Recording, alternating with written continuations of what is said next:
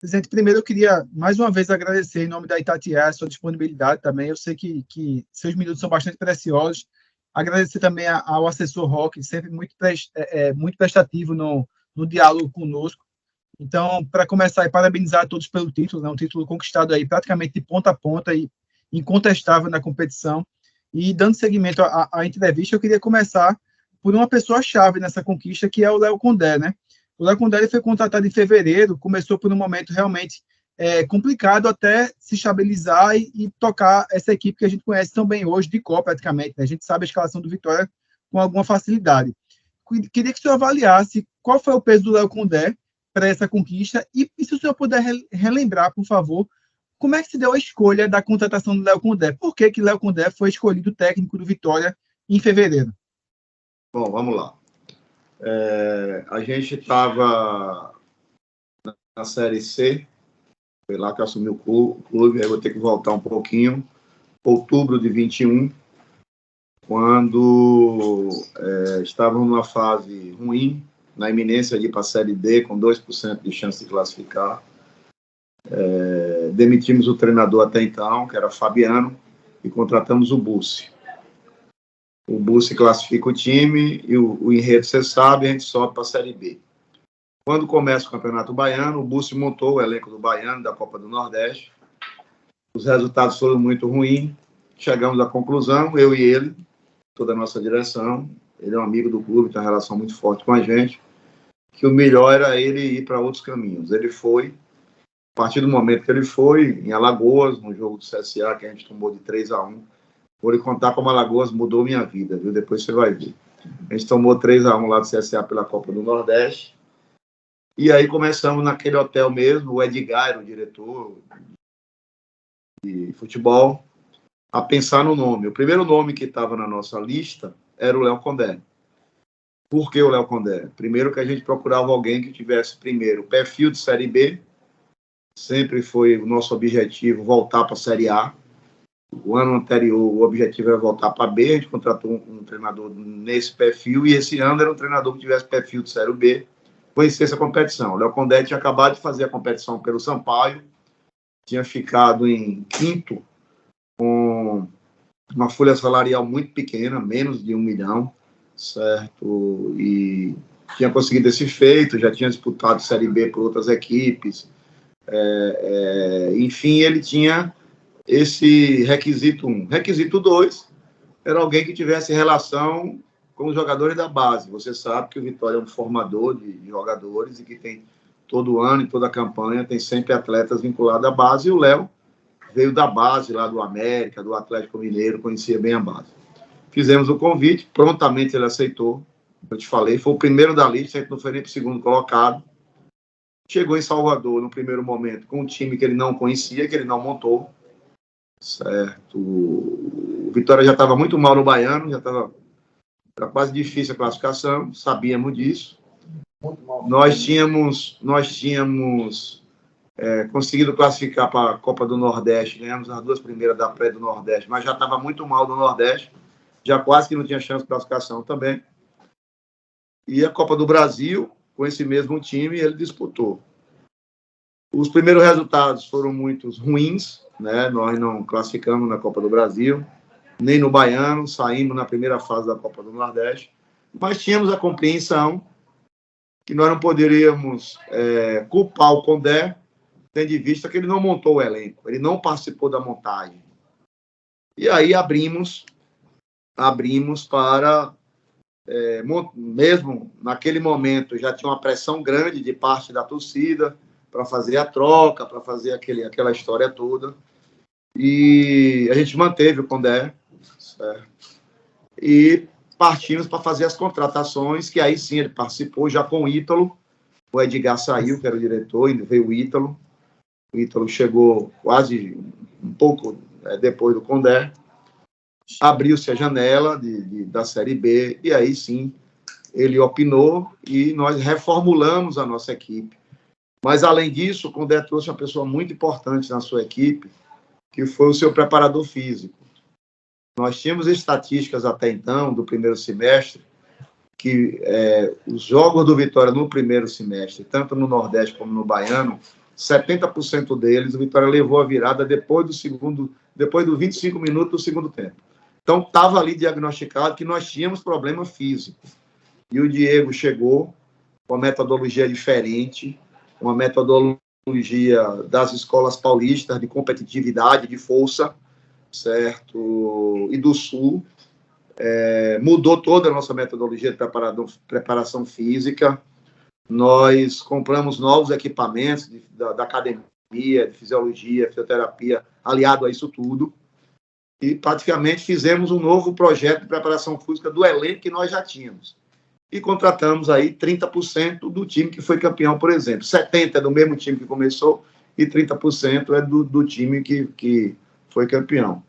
Então, a partir daí, o Condé decolou, ganhou 5 partidas seguidas, certo? Criou uma gordura que nos possibilitou ser campeão. Criou uma gordura que nos possibilitou ser campeão, faltando 2 rodadas para o campeonato e 3 rodadas subimos para a conclusão do campeonato. Então, a importância de Condé é muito grande a partir do momento que ele planejou. E Condé é o seu técnico para o ano que vem, presidente? Ele segue em 2024, é a ideia do senhor?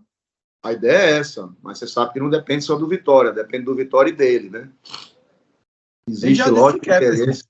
Existe o interesse de renovar, de discutir com ele. A gente nem tratou desse assunto, porque o campeonato não terminou ainda, mas se depender do Vitória, ele começa o ano no Campeonato Baiano, na Copa do Brasil e na Copa do Nordeste, como treinador do clube.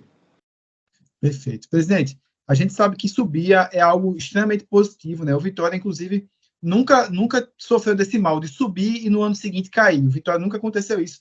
Mas os exemplos são inúmeros, né? De equipes que acontecem isso. A gente está vendo agora, atualmente, por exemplo, o América Mineiro, né? Subiu, está caindo, o Cruzeiro está numa luta aí grande para não cair de novo. O que é que o senhor pensa em fazer? Qual vai ser a mentalidade que o senhor vai propor para o Vitória no ano que vem, a fim de manter essa equipe na Série A? É o quê? O pensamento uma estabilidade maior na Série A? O senhor já pensa em Sul-Americana? O que é que o senhor visualiza para o ano que vem? Bom, antes da Série A, a gente tem que pensar que a gente tem o Campeonato Baiano, a gente tem a Copa do Nordeste, né? Então, diferentemente do ano passado, que a gente teve que desmanchar todo o time da Série C para montar um para a Série B, só ficamos com 4 atletas da Série C. Esse ano a gente tem uma boa base para jogar o Baiano e o Nordeste, que é esse time que aí está. Então, a gente pensa em preservar essa base, fazer algumas contratações pontuais, certo? Para que a gente seja competitivo e lute pelo título baiano da Copa do Nordeste. E aí sim, para o Campeonato Brasileiro, a gente vai fazer uma reformulação maior. Nós investimos muito aqui em tecnologia. Nós tínhamos aqui o setor de análise de desempenho com 2 pessoas, e essas mesmas 2 pessoas faziam o mercado. Hoje a gente tem 6 pessoas, 3 para análise de desempenho, 3 para o mercado. Contratamos as melhores plataformas do mundo, equipamentos. Então, a gente monitorou durante esse ano todos os campeonatos da DAA, todos os sul-americanos. Estamos com o nosso planejamento pronto, completamente pronto, tanto para o primeiro trimestre como para o segundo semestre. Esse ano teve uma mudança na janela. O time do Campeonato Brasileiro, por exemplo, você tem que estar pronto com ele até 30 de março. A janela abre em janeiro, né? E a gente está atento a isso. Aí você só vai ter uma segunda janela lá em junho. Já começou, já está bem avançado o campeonato. A gente está atento a tudo isso e o planejamento pronto. Então, o que é que a gente pensa? Lutar pelo título do Baiano e do Nordeste no primeiro semestre. No segundo semestre, manter um time competitivo para classificar para a Sul-Americana, para em 25 entrar na Sul-Americana e pensar no título. O presidente, nada disso aí seria possível sem um agente fundamental, né? A gente falou do Condé, tem, obviamente, o meu reconhecimento ao senhor também, o seu peso, mas nada seria possível sem a torcida, né, presidente? A resposta que a torcida deu é algo assim descomunal, né? Há um ano, pouco mais de um ano, o senhor tinha 4.500 sócios, né? Hoje o senhor tem mais de 30 mil. É um crescimento aí de 700%. É algo realmente, né, chocante. Qual o papel que o senhor atribui a esse desenvolvimento que a torcida tem dado, né? Esse associamento, na verdade, porque assim, até me explicando melhor, a torcida ela sempre esteve aí, né, presidente? Faltava um impulso para que ela retornasse ao clube, na verdade. O Vitória sempre foi grande. E que elementos o senhor conseguiu colocar aí em prática fazendo com que essa torcida retornasse aí a fazer parte do dia a dia e da vida do Vitória? Se você pegar qualquer pesquisa nacional, você vai ver que lá o Vitória tem torcida entre 4,5 milhões a 3,8 milhões. Se você pega o PPV da Globo, que é por quanto eles pagam, naquele lá o Vitória tem 4 milhões de torcedores. Então, a torcida sempre teve aqui. O Vitória sempre teve uma grande torcida. Em algumas pesquisas, a gente é a 11ª do país, em outras, a 13ª. Porém, a torcida estava desmotivada. Você tinha um presidente por ano, uma série de rebaixamentos. O Vitória ficou 5 anos, caiu da Série A para a Série B, ficou 2 anos disputando para não cair, depois caiu para a Série C. Existiu uma decepção muito grande, tanto com os resultados esportivos, mas também com a falta de transparência, não é? Com a falta de pertencimento. A torcida do Vitória perdeu, nesse período, o pertencimento do clube. Não se achava inserido dentro desse contexto.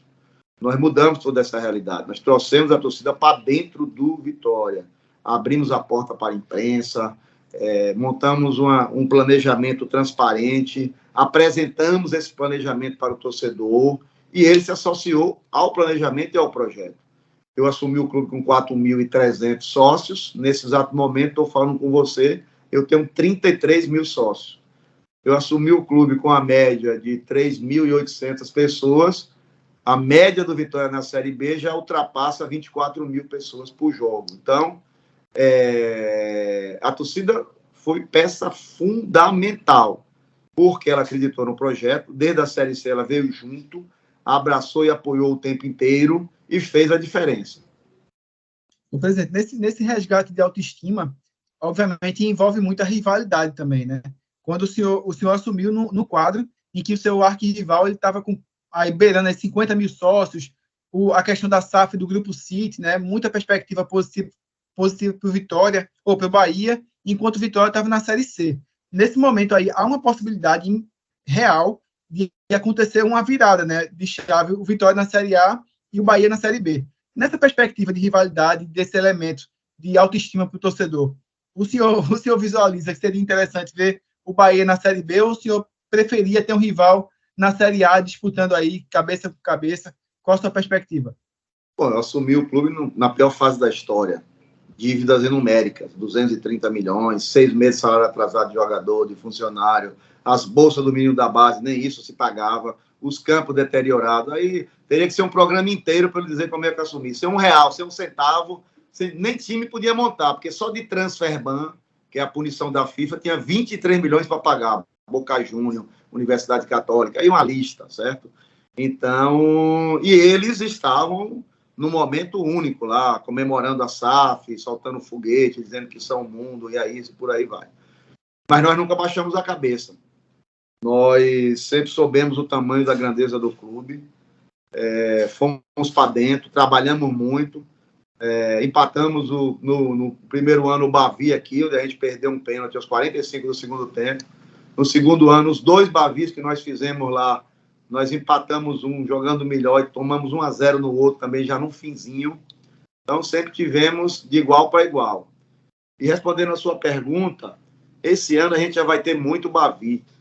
A gente vai ter Bavi no Campeonato Baiano, a gente já vai ter Bavi na Copa do Nordeste, tem risco da gente ter Bavi na Copa do Brasil. Eu não vejo necessidade de ter Bavi na Série A, não. Esse eu dispenso, que eu já estou na Série A, certo? Não precisa muito ter Bavi, não, que já vai dar até desgaste ao clássico. Tá bem, presidente, está respondido. Presidente, da última vez que nos falamos, coincidentemente, assim, exatos 6 meses que nos falamos, numa entrevista como essa, o senhor tinha me dito que só discutiria SAF com o Vitória na Série A, né? E nesse meio termo, o senhor já concedeu a entrevista dizendo que houve uma valorização expressiva, né, dessa possível SAF do Vitória com esse acesso. Eu gostaria de saber se nesse meio tempo aí o senhor ouviu propostas e se, de fato, 2024 o senhor vê como um ano interessante para o Vitória trabalhar essa questão de sociedade anônima do futebol. Bom, primeiro dizer que eu não sou contra a SAF. Eu sou contra os modelos de SAF que foram feitos no Brasil. Quem fez SAF no Brasil fez porque estava com a corda no pescoço, que eu fazia, eu fechava as portas. Foi assim o Vasco, Botafogo, Cruzeiro e por aí vai, certo? Não era o caso do Vitória. Desde quando eu assumi o clube há 2 anos e 1 mês atrás, que tem proposta de SAF. Proposta irrisória. Eu nunca quis nem ouvir, porque o time estava com a marca desvalorizada na Série C. Só era interessante para o investidor. O cara ia botar qualquer 200 milhões aqui, ia pegar uma instituição centenária dessa, que tem 500 mil metros quadrados dentro de Salvador, 11 campos de futebol, CT, uma base do sub-9 ao sub-20, tudo isso aqui, ia botar um dinheirinho, ia subir para a Série A, não tinha dúvida. Eu subi sem dinheiro, imagine o cara com dinheiro aqui, se não iria subir. Ia subir para a Série A, ia quintuplicar o valor que ele botou aqui, ia ser bom para ele, não para o Vitória. Então, nunca quis, e procurei outras fórmulas e mostrei que não precisa vender a alma para sair do fim do túnel e chegar no topo, certo? Não vendemos alma, não vendemos o clube, certo? Montamos uma gestão profissional, com muito trabalho, com a equipe imbuída no propósito de resgatar o clube, e conseguimos, sem precisar vender o clube. Agora, os modelos de SAF que foram feitos no Brasil, eles privilegiam o investidor. O que é que eu te digo isso? Ninguém desses que aí estão, que chegaram aí, estão preocupados com a questão esportiva, com o resultado esportivo. Eles estão preocupados de pegar os clubes brasileiros e fazer dele barriga de aluguel, trazer um monte de jogador inexperiente, bota para jogar aqui, para aparecer, para vender, para ganhar dinheiro. É simples. Se você pegar os últimos 6 clubes da Série A hoje, todos são SAF. O investidor chega aqui, compra barato, parcelado, para 10 anos, para 20 anos, parcela tudo, pega um bocado de menino que está na Europa rodando aí, bota aqui para ganhar experiência, para mostrar para o mundo, porque antes eles faziam isso em Portugal. O mercado de Portugal se propôs a fazer isso por muito tempo. Como o mercado brasileiro ficou mais fácil, veio a crise e várias equipes quebraram, eles migraram para o Brasil. Então, esse tipo de modelo de SAF que foram feitos, eu não quero no Vitória. Eu defendo uma SAF onde a Associação Esporte Clube Vitória detenha pelo menos 51%, que tem a maioria. É assim na Europa, é assim na Alemanha, é assim na Inglaterra. O modelo que eu defendo o Vitória precisa de um sócio que chegue aqui com até 49%, se alia ao Vitória, o Vitória continue com o controle do futebol, com o controle do seu patrimônio e leve a esse sócio uma parceria para frente. Para isso você vai precisar fazer a auditoria que se faça, um valuation certo que se faça, mas contanto que a gente tenha o controle disso. Exato. 2024, o senhor acha que isso aí vai fluir ou acha que é muito cedo ainda? 2024 é o nosso ano de afirmação, tá? É a volta. Você sabe que o Vitória ficou 23 anos na Série A. O Vitória maior é o clube nordestino que mais participação teve na Série A. Hoje eu vejo um bocado de novo rico aí, batendo de peito, dizendo que é isso, que é aquilo, esquece do passado, certo? O futebol, ele vive de fases. Então, o Vitória, amigos, tem 23 anos na Série A. Tanto assim que nós aderimos à Libra e o Vitória é o time nordestino que mais vai receber da Libra em função das participações na Série A, tá? E é um ano de afirmação, o ano que vem. O nosso planejamento é não só permanecer como classificar para a Sul-Americana, certo? Eu acho que cabe um time nordestino ser campeão da Sul-Americana, de ter um título internacional. Nenhum time nordestino foi campeão internacional. Nós vamos mirar isso aqui enquanto tiver presidente. Meu mandato vai até dezembro de 25. E se eu continuar maluco, pode ser que eu me candidate para a reeleição, certo? Então, mas eu acho que ainda está muito cedo para se falar desse tipo de SAF que tem hoje. Estamos abertos para discutir, para trocar, para conversar. Acho até que a gente precisa aprovar o nosso modelo na AGE, certo? Independente do que vai fazer, mas nós temos que ter esse modelo. Eu vou fazer essa discussão ano que vem com a torcida e com o sócio. A gente tem que aprovar um modelo de SAF, certo? Outras equipes já fizeram isso, para a partir daí a gente prospectar no mercado aquilo que a gente quer. Excelente, presidente. O senhor falou aí na Libra, né? Eu queria até tirar uma dúvida com o senhor em relação à Libra. Com esse acesso do Vitória à Série A, havia alguma questão contratual de reajuste financeiro prevendo essa possibilidade do Vitória estar na elite nacional, ou isso aí é indiferente e continua do jeito que está o contrato? Não, sim, aumenta sim. Aumenta ainda mais pelo fato de estar na Série A. Um dos requisitos da Libra é a participação em campeonato, mas você tem uma série de números que vai chegando. Então, pelo fato da Série A, aumenta sim, aumenta a nossa fatia, que a gente passa a ser clube de Série A e discute lá em cima. Nós somos 10 hoje, 10 clubes de Série A na Libra. Certo, tudo bem. Uma coisa fundamental também para o planejamento do Vitória são essa questão dos pagamentos de dívida, né, presidente? O Vitória saneou bastante, o senhor conseguiu uma negociação importantíssima esse ano, mas ainda é recorrente essa questão do transfer ban que o senhor citou, né? Há poucas semanas, mais uma... Nesse exato momento, a gente está com um nacional aí, certo? Vamos pagar, não tem pressa, porque agora a janela está fechada, não adianta, você não vai contratar ninguém. Para renovar contrato, você não precisa ter ou não transfer ban. Então, até 2 de janeiro, a gente tem que pagar 1,30 milhão. Vamos pagar sim, a gente já tem um recurso. Vamos pagar até essa semana para se livrar logo disso. Mas o Vitória tem... relativo a que esse transfer ban, presidente? Esse transfer ban é um acordo que a gente fez na CND. O Vitória tem uma dívida na CND com diversos jogadores de gestões passadas, com diversos treinadores de gestão passada, com diversos empresários de gestões passadas, de 30 milhões. E nós fizemos um acordo lá para fazer um parcelamento. Nesse ano agora, de novembro até dezembro, a gente tinha que pagar 1,30 milhão. Mas, além disso, a gente tem outros problemas, que são dívidas em outras praças que bloquearam as contas do Vitória. Então, chegou o dia de pagar, o Vitória não pôde pagar. E aí caiu nesse transfer ban, mas o dinheiro a gente já tem, que é o mais importante, certo? E a gente deve pagar ainda essa semana e vai ficar livre disso por esse ano. Ano que vem você tem que pagar o parcelamento. Vitória paga hoje, por exemplo, Jordi Caicedo, não sei se você conhece, um atleta que jogou aqui, o Vitória paga o parcelamento do transfer ban dele, ainda vai pagar ainda pelos uns 2 anos. Então, são muitas dívidas que nós herdamos aqui. O presidente, ainda seguindo essa questão financeira do Vitória, o senhor chegou a declarar publicamente que a folha salarial do Vitória esse ano, né, tinha começado a Série B com 2,2 milhões, mais ou menos, e ia subir para 2,5 milhões, que é o que supostamente terminou a competição.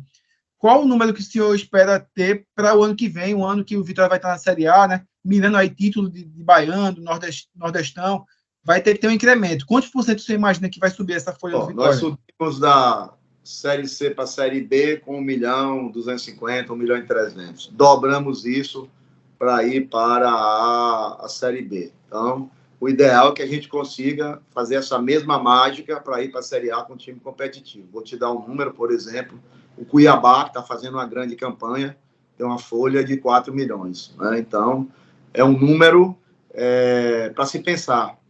Mas aí a gente vai mandar o nosso orçamento para o Conselho Deliberativo, que a gente espera que aprove logo, né? Para que a gente possa montar o nosso planejamento, e a gente pretende ter uma folha nessa faixa aí, no mínimo de 5, no máximo de 8, a depender do que o mercado vai apresentar. A reforma do Barradão é uma coisa que, para mim, que vejo sempre de fora, eu vejo como se fosse uma coisa que o senhor trata como uma prioridade mesmo, nessa modernização do seu equipamento, né, de jogo. Como é que o senhor pretende trabalhar com isso? Vai haver agora a reforma do estacionamento, né, que o senhor realmente que estava trabalhando em relação a isso. Depois dessa reforma, o Barradão ele fecha para reestruturação mesmo. O que é que o senhor imagina em relação a isso? Bom, transformar o Barradão numa arena é um sonho de muito tempo. A gente já tem projeto, já demos entrada na prefeitura, estamos conversando com os investidores, mas todo mundo que você vai conversar, a colocação que se faz é o seguinte: você melhorar a mobilidade e o entorno do Barradão. Então, a gente sabe que condições básicas para você começar a obra da arena é você fazer um novo estacionamento. Hoje a gente tem 2.000 vagas. O prefeito da cidade, Bruno Reis, esteve aqui terça-feira, assinou ordem de serviço e já começamos a obra do segundo estacionamento. Então, nós vamos para 4.500 vagas, mais ou menos. Já resolvemos um problema. O governador do estado, o governador Jerônimo, também já licitou a duplicação da via que passa na frente do estádio Manuel Barradas, que é Artênio Valente. Então, a gente também vai começar as obras de duplicação. Assim que a gente tem início das obras de duplicação e com a conclusão do novo estacionamento, que deve concluir em janeiro, aí a gente tem um sinal verde para voltar a conversar com os investidores para transformar o Barradão numa arena. Nós temos um projeto de 320 milhões. Hoje a capacidade do estádio é 35 mil, a gente vai para 50 mil. É um projeto arrojado, bonito, que começa pela cobertura e que a gente tem um planejamento de começar a executar em 25 esse projeto, que quando estão pronta a obra da duplicação, de estacionamento e outras tantas, mas nós praticamente já começamos parte dessa obra. E quando eu cheguei até então, a gente já fez 12 camarotes, já fizemos um prédio administrativo, já fizemos 2 prédios administrativos, que está dentro do projeto, então a gente vem fazendo aos poucos, e a próxima fase é a cobertura da arena. E esse projeto, presidente, como é que a gente tem acesso a ele? Está aqui na minha mesa, ó, mas é muito longo. Olha ele aqui, ó. Está aqui na minha mesa. Está pronto, aprovado. É um projeto bem longo. Tem desenho, tem plantas, tá vendo? Cadê o desenho? Cadê o desenho? Como é que vai ficar o barradão? Vou procurar aqui um desenho da arena. Mostra pra gente como é que vai ficar o novo barradão. Deixa eu procurar aqui, deixa eu pegar um desenho aqui legal aqui para... Pronto, achei um aqui. Essa é a ideia aí. Tô vendo. Pronto. Bacana. Parabéns. E para viabilizar essa obra aí, o senhor, obviamente, é um dinheiro muito alto, né? Tem que ter algum milhões. Estamos trabalhando aí a venda do name rights e um parceiro que está conversando para ser sócio da gestão da arena, tá? Aí você passa a ter uma arena multiuso, nem só para futebol, mas para eventos, para shows e por aí vai. E 25, a ideia do senhor, obviamente, está distante ainda, mas o senhor pensa o quê? Pituaçu, jogar na Fonte Nova, o que é que passa pela sua cabeça? A ideia é a gente começar a obra em 25 e aí a gente não vai poder jogar aqui, não é? Isso que eu disse que 24 é o ano de afirmação, nós vamos precisar muito do Barradão na volta da Série A, porque nosso mando de campo, só para lhe dar um número, esse ano a gente jogou aqui na Série B, nós ganhamos 13, empatamos 2 e perdemos 2. Então, nosso mando de campo é muito forte. E na volta da Série A, a gente precisa do Barradão. Então, o ideal é começar em 25.